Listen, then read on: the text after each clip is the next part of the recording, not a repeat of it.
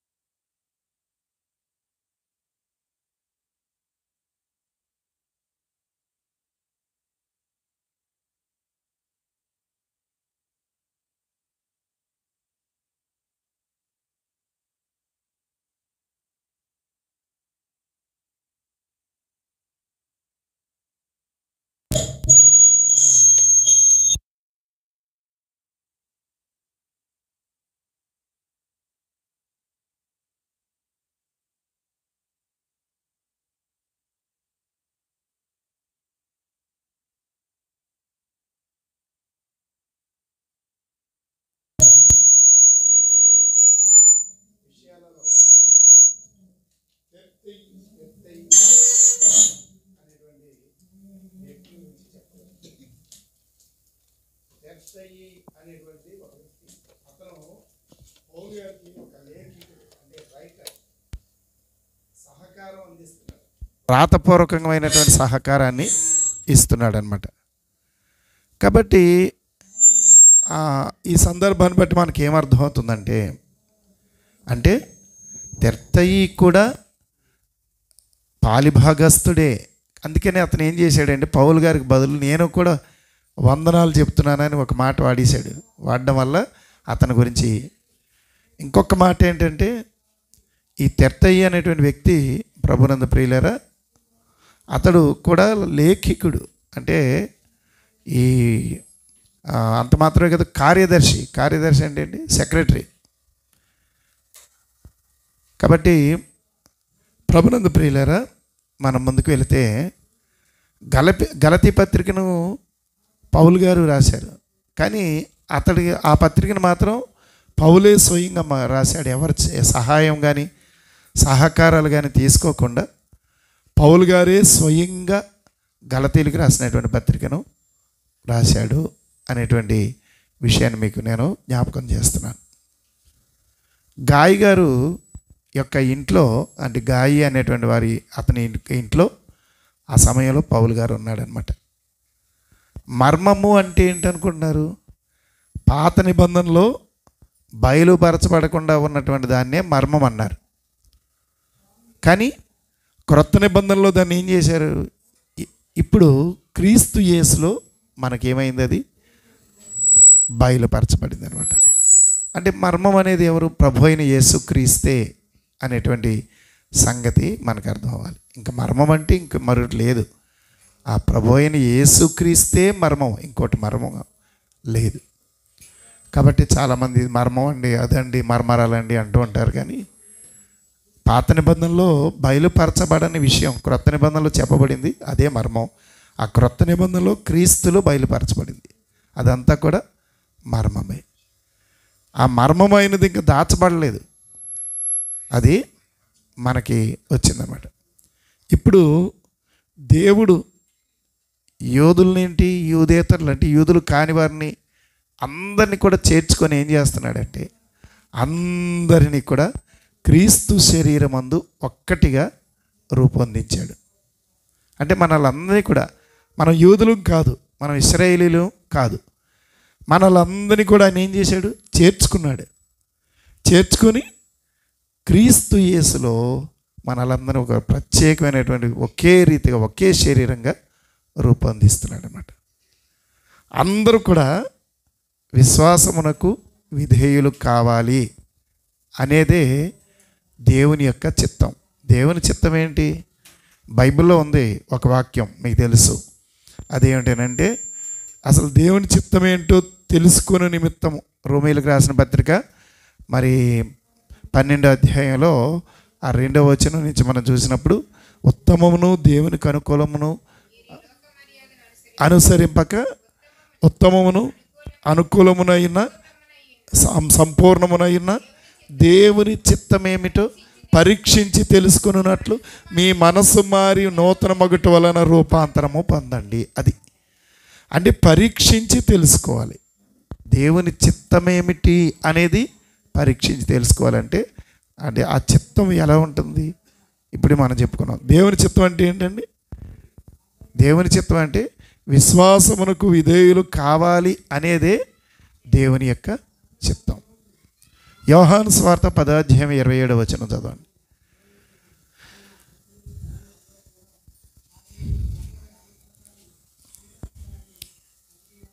యోహాను సువార్త 10వ అధ్యాయం 27వ వచనం.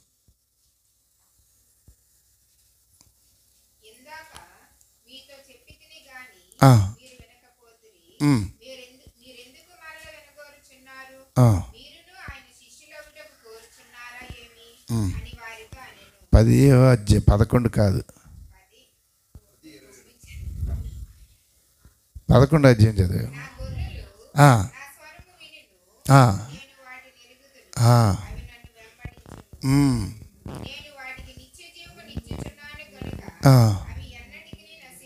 ఇక్కడ మన జ్ఞాపకం చేసుకుంటున్నటువంటి మాటలోని ఆంతరం ఏంటంటే విశ్వాస క్రియా ఫలితమే విధేయత. అంటే విశ్వాసానికి క్రియాత్మకమైనటువంటి result, action, the result of action. అదే ఏమన్నారు? విధేయత అనమాట, ఒబీడియన్స్. ప్రభునందు ప్రియులారా, మనం ప్రభువుతో నడుస్తాము, ఇంకెవరితో నడవం. అది పాటలు పాడేస్తాం కదా, నీతో నేను నడవాలని, నే సాగిద యేసునితో అని ఎన్నో పాటలు పాడేసుకుంటాం కదా. అంటే మనం యేసుతో నడిచేటువంటి విశ్వాసంలోనికి వస్తున్నాం. ఆయన వాక్యపు వెలుగులోనే నడుస్తాం, మరి ఇంకొక దానిలో కాదు. మనకు తెలుసు యోహాను సువార్తలో ఉంది ఆ మాట, 8వ అధ్యాయం 12వ వచనంలో, నన్ను వెంబడించువాడు చీకట్లో నడవక నిత్య జీవపు వెలుగు కలిగి ఉంటాడు అని. అంటే మనం ఆ వెలుగులోనే నడుస్తాం, ఇంకా చీకటి అనేది మనలో ఉండదు, ఉండబోదు. ప్రభునందు ప్రియులారా, అంత మాత్రమే కాదు, మనము అడుగుపెట్టి ఎక్కడ నడుస్తామో అక్కడే కాకుండా మనం ఎక్కడ అడుగు పెడతామో ఆ అడుగు పెట్టేటువంటి ప్రతి చోట కూడా ఆయన షకీనా మహిమ మనకి కనిపిస్తుంది. మనం అడుగుపెట్టే స్థలంలో ప్రభువు నామంలో వెళుతున్నప్పుడు అక్కడ కూర్చున్న నిలబడిన ఆయన షకీనా మహిమ మనకు కనిపిస్తుంది. ప్రభునందు ప్రియులారా, ఆయన చిత్తం మనలో నెరవేరాలి. ఎప్పుడు కూడా అదే మనం ప్రార్థన చేసుకోవాలి. నా వరకు నేను, నీ వరకు నువ్వు, నీ చిత్తం నాలో నెరవేర్చు ప్రభు, నా యందు నెరవేర్చు నాయన అని మనం ప్రార్థన చేసుకోవాలి. ఆయన వెలుగు మనల్ని బాగా మనలో నుండే అది ఏమవుతుందంటే కనిపిస్తూ ఉంటుంది. ఆయన వెలుగు మనల్ని ఆవరించి కనబడుతూ ఉంటుంది. అంటే ఎందుకే మనం ఆయన ఆ వెలుగు చేత కప్పబడిన వారుగా మనం ఉండాలన్నమాట. ఆయన ప్రేమ మనలను నింపుతూనే ఉంటుంది. ఆ ప్రేమతో మనం నిండుతాం. అసలు మనలో ఏదైనా కలుగుతుందంటే నిన్న మా బావగారు ఒక ఆయన ఫోన్ చేసి ఫోన్లో మాట్లాడుతూ తెలిసిన ఆయన, నాకు జాలిగుండు రమణ, నిన్ను చూసి చాలా జాలేసేది, వీడు ఎలా బ్రతుకుతాడు బాబా అని అన్నాడు. నిజమే, కరెక్టే, ఎవరికైనా జాలి కదా. కానీ క్రీస్తు ప్రేమ అలాంటిది కాదు. బ్రతకలేనుడు బ్రతుకుతాడని ధైర్యపరిచేది, ఉత్తేజపరిచేది, బాగుంది కదా. అది ఉత్తేజపరిచేది, బలపరిచేది, హెచ్చించేది, వాడుకునేది కదా ప్రభునందు ప్రియులారా. అందుకని మనం జ్ఞాపకం చేసుకోవాల్సింది ఏంటంటే క్రీస్తు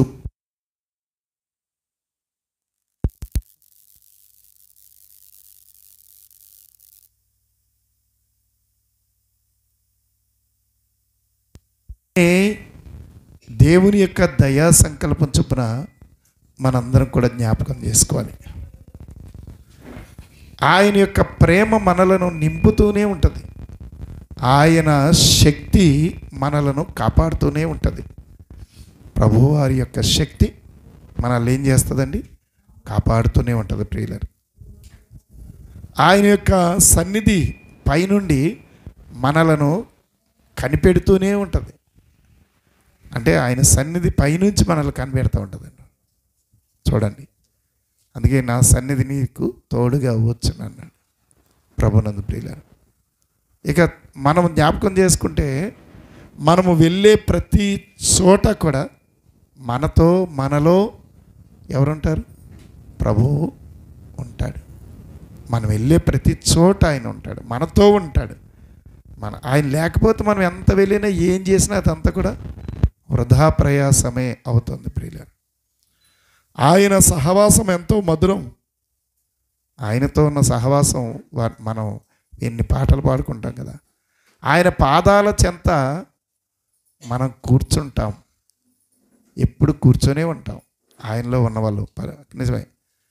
ఆయన చెప్పేదే మనం చేస్తాం, ఇంకేం చెయ్యం. ఎవరు? ప్రభువుని కలిగి, ప్రభువుని అనుభవిస్తూ, ప్రభువును ప్రకటిస్తూ, ప్రభువును చాటుతూ, ప్రభు కొరకు జీవిస్తున్న వాళ్ళందరూ ఆ పని చేస్తారు. ఆయన ఎక్కడికి పంపితే అక్కడికే ఏం చేస్తాం? వెళతాం. వద్దు ప్రభా, నేను ఇక్కడికి వెళ్ళలేను ప్రభా అని మనం తప్పించుకోవడానికి ప్రయత్నం చెయ్యం. అలా తప్పించుకునేవారు పిరుకోలన్నమాట. అందుకే ప్రభువారు ఏమన్నాడంటే, తన ప్రాణాన్ని రక్షించుకోవాలనుకున్నవాడు దాన్ని పోగొట్టుకుంటాడు. నా నిమిత్తం తన ప్రాణాన్ని పోగొట్టుకుంటే పరలోకంలో దాన్ని, అంటే నిత్య జీవార్థమైన మరణం అనమాట, శాశ్వత మరణం. అది శాశ్వతమైన నిత్య జీవంలోకి వెళ్ళిపోతాం. అదే మనం నమ్ముతాం, మన విశ్వాసం అదే. అన్నిటిలో కూడా ప్రభువుకి మనం ఏమవుతాం? విధేయులం అవుతాం ప్రియులారా. అన్నిటిలో కూడా విధేయత కలిగి ఉంటాం. ఇది ఈ పత్రిక యొక్క శృతి, రోమపత్రిక యొక్క శృతి సారాంశం అంతా కూడా ఇదే. రోమపత్రికలో 5 ప్రాముఖ్యమైనటువంటి సంగతులు చెప్పబడ్డాయి. ఆ 5 సంగతులు చెప్తాను, రాసుకోండి. ప్రభునందు ప్రియులారా, మన రోమపత్రిక మొత్తం మీద విశ్లేషణ అనమాట. ఇప్పుడు మీకు 1వది ఏంటంటే, వాటికి విధేయులమై మనం పని చేయాలి. ఆ 5 ప్రాముఖ్యమైన సూత్రాలకు మనం ఏం చేయాలి? విధేయులమై మనం పని చేయాలి. 1వది, విశ్వాసం మనలో విధేయత పూర్వకమైన క్రియ కోసం ఏం చేస్తుంది? కొనసాగిస్తూ ఉంటుంది. అంటే విశ్వాసం అనేది మనలో విధేయతాపూర్వకమైనటువంటి క్రియ కొనసాగిస్తూ ఉంటుంది. అంటే విధేయత లేకుండా ఎంత పని చేసినా అది అంత సులభమైంది కాదు. అంత మాత్రమే కాదు, అందులోనే లేఖన సత్యం, అంటే లేఖనాల ద్వారా లేఖనానుసారమైనటువంటి సత్యం మన విశ్వాసానికి, ప్రవర్తనకు ఆధారంగా ఉంటుంది. ఇతరుల మేలు కోసం మనం ఏం చేస్తాం?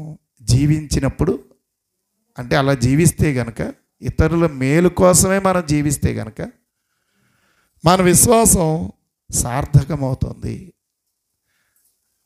ఫిలిప్పీలకు రాస్తూ పౌలు గారు ఏమన్నాడు? 2వ అధ్యాయం 4వ వచనంలో, ఫిలిప్పీలకు రాసిన పత్రికలో 2:4లో అపోస్తలుడైన పౌలు గారు ఏమని చెప్పాడు చూడండి.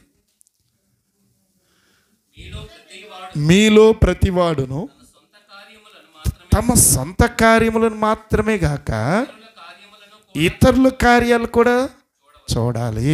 అది అంటే ఇతరుల మేలు కోరితే మనం ఏం చేస్తామంట? ఆ మాట చెప్పుకున్నాం కదా, ఏం చెప్పండి. ఇతరుల మేలు కోసం తపన పడేవారు, ఆలోచించేవారు, ఎప్పుడు కూడా ఇతర మేలు కోసమే మనం జీవిస్తే కనుక మన విశ్వాసం సార్థకమవుతుంది. అప్పుడే ఆ విశ్వాసం యొక్క పరిమాణం ఇతరులకు మన ద్వారా కనబడుతుంది. ప్రియులారా, నిజంగా మనం జ్ఞాపకం చేసుకోండి. దానియేలు గ్రంథం మనకు తెలుసు, 12:3. అలాగే యోహాను సువార్త 5:28-29 వచనాల్లో మనం చూసినప్పుడు మేలు చేసేవారు ఎలా ఉంటారో అది మనకి చెప్పబడింది. మేలు చేయడం అంటే ఏంటో చెప్పబడింది.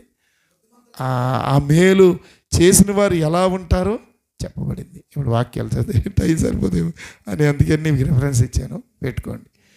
మళ్ళీ చదువుకోండి. చదువు రాని వాళ్ళు ఇంటికి వెళ్ళాక చదివించుకోండి, చదువు వచ్చిన వాళ్ళు చదువు. ప్రభునందు ప్రియులారా, ఇక్కడ మనం జ్ఞాపకం చేసుకుంటే సువార్తను ధైర్యంగా మనం ఏం చేయాలి? బోధించాలి.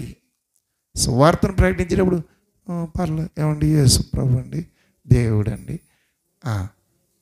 మీ ఇష్టం మీదేనండి, మీ దేవుడు మీకు ఉన్నాడులేండి, మనమే మీ దేవుడు అంటే మీ దేవుడు మీకు ఉన్నాడంటే అర్థం ఏంటి? అంటే మన దేవుడు కూడా వాళ్ళ దేవుడితో సమానమని మనం చెప్పినట్టే అవుతుంది. అర్థమైందా? మాట్లాడకపోయినా బాధ లేదు, కానీ మళ్ళీ వాళ్ళతోని మీ దేవుడు మీకున్నట్టు మా దేవుడు మాకున్నాడు అనేవాళ్ళు కూడా లేకపోలేదు కదంటారా? నిజం. రక్షణ కలుగు చేసేటువంటి శక్తే సువార్త. సువార్త అంటే ఏంటనుకున్నారు? అది శక్తి. సువార్త శక్తి అది. అమ్మా, కొరింథీయులకు రాసిన మొదటి పత్రిక 1:18 అలాగే 24 ప్రకారం దేవుని శక్తి సువార్త అది రక్షణ కలుగు చేస్తుంది, హృదయాలను కదిలిస్తుంది. అపోస్తుల కార్యాలు 2వ అధ్యాయం 37వ వచనం ప్రకారం హృదయాల్లో నొప్పి పుట్టిస్తుంది. బాధ కలిగిస్తుంది. ఆ ఉపశమనం ఏంటి, దానికి మందేంటి అని అడిగిస్తుంది. అయ్యలారా మేము ఎప్పుడేం చెయ్యాలి అని అడిగిస్తుంది. అది అపోస్తుల కార్యాలు 16వ అధ్యాయంలో 30వ వచనంలో అడిగినట్లుగా అయ్యా నేను ఇప్పుడు ఏం చెయ్యాలి అని అడిగిస్తుంది. అప్పుడు నువ్వేం చెబుతావు? పాపానికి మందు యేసు రక్తమే అని చెబుతావు. స్తోత్రం చెప్పండి. ఏంటి పాపానికి మందు? యేసు రక్తం, మరొకటి లేదు. ఆమేన్. ప్రభునందు ప్రియులారా, ఇక అబ్రహాములాగా నిరీక్షణకి ఆధారం లేనప్పుడు, అంటే అబ్రహాం ప్రభు మీద విశ్వాసంతో వెళ్ళిపోయాడు. అప్పుడు నిరీక్షణ అనేది ఏంటో తెలీదు, దానికి ఒక ఆధారం అనేది ఏమీ కూడా లేదు. ఆ నిరీక్షణకు ఆధారం లేనప్పుడు అబ్రహాము ఎలాగైతే ముందుకు సాగిపోయాడు విశ్వాసంతో, మనం నమ్మగలగాలి. అలాగే మనం నమ్మాలి. అలాంటి విశ్వాసం మనకు కలిగి ఉండాలి. అన్నీ ఉంటే ఇక ప్రభు చేసింది ఏముంది? ఏమీ లేనప్పుడే ప్రభు కార్యం చూడాలి. ఏమీ లేనప్పుడే కదా దేవుడికి మహిమ వస్తుంది. అన్నీ ఉంటే ఇంకా ఆయనకి మహిమ వచ్చేది ఏముంది? కేజీ ఇందాక చెప్తే ఏడుస్తుంది.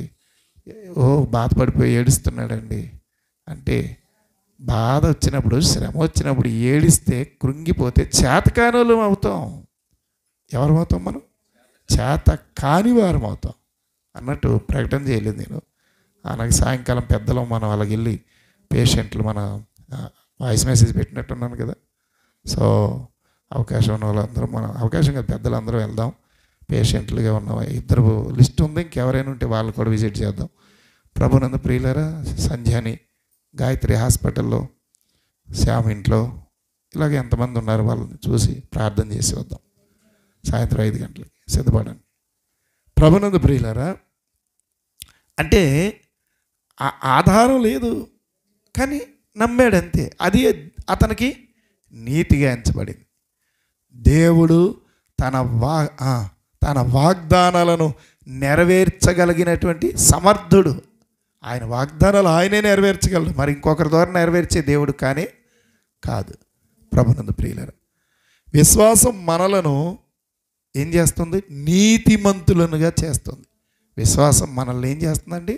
నీతిమంతులనుగా తీర్చిదిద్దింది. నిజమేనా? నిజం. అది ఒకటోది అనమాట. ఇక రెండవది ఏంటంటే, వినుట వలన విశ్వాసం కలుగుతుంది. మనకి రిఫరెన్స్ తెలుసు. దేవుని యొక్క వాక్యం మనలను ఏం చేస్తుంది? విశ్వాసంలోనికి నడిపిస్తుంది. వినకపోతే విశ్వాసం రాదు. అందుకే చర్చికి పదే రమ్మనేది, ప్రతి కూటానికి మానకుండా రమ్మనేది. ర్యాపిడోలు వేసుకున్నా ఏంటమ్మా ఇంకొకటి వేసుకున్నా, ఏం వేసుకున్నా అది నీ సొంత పని కాబట్టి దాన్ని నువ్వు ఆపుకొని దేవుడి సన్నిధికి వస్తే ఏం జరుగుతుంది అమ్మా? టైలరింగ్ చేసుకున్నా, వ్యాపారం చేసుకున్నా, నీ స్వయం ఉపాధి నువ్వు చేసుకునేప్పుడు ఇంకొకటి దగ్గర పని చేసేవాడు పర్మిషన్ ఇస్తాడు ఇవ్వడం. కానీ నీ పని నీకుంది కదా. నీ పని నీకు ఉండేప్పుడు నువ్వు కావాలంటప్పుడు వదులుకోవచ్చు, అంతే కదా. అందుకే కదా కొంతమంది స్వాతంత్ర్యాన్ని కోరుకొని కదా పనులు ఓ చోట పని చేసే మానేసుకుంటున్నారు. కానీ అదేదో దేవుడి సన్నిధికి వస్తే, ప్రభు సన్నిధిలో ఉపవాసం ఉంటే, ప్రభు సన్నిధిలో ప్రార్థన చేస్తే, ఉపవాసం ఉండడానికి ఆరోగ్యం సహకరించలేదు, పోనీ 10 మందితో వస్తే కూర్చుంటే అది దీవెన కదా. అంటే ఆ వినడం వల్ల ఏం కలుగుతుందమ్మా? విశ్వాసం అంటే కొత్తగా విశ్వాసం మళ్ళీ వస్తుంది. అంటే ఏ విశ్వాసం? ఇప్పుడు ఒకప్పుడు విశ్వాసం ప్రభు మీద విశ్వాసం. ఇప్పుడు నీకు ఏదైతే అసాధ్యం అంటుందో, ఏదైతే నిరాశ నిస్పృహ కలుగుతుందో అది జరుగుతుంది అని నమ్మకం పుట్టించేది దేవుని వాక్యం కదా. ప్రభునందు ప్రియులారా, భయభక్తులు కలిగి కండ్లు మూసుకొని ప్రభుతో మాట్లాడదాం. ప్రభా, నాతో నువ్వు మాట్లాడేవు నాయనా, నన్ను ఎంతగా ప్రేమించి ప్రభా, రోమా పత్రికలోంచి లోతైన విషయాలు, మర్మాయుక్తమైన సంగతులు నీ సేవకుని ముఖాంతరంలోంచి నాకు బయలుపరిచి వినిపించావు దేవా. దాదాపు 3.5 సంవత్సరాల పాటు ఈ ధ్యానాలు కొనసాగించుటకు నీ కృప దయచేసావు నాయనా. ఎవరికి వారు ప్రభు సన్నిధిలో కృతజ్ఞతాపూర్వకంగా ప్రార్థన చేద్దాం.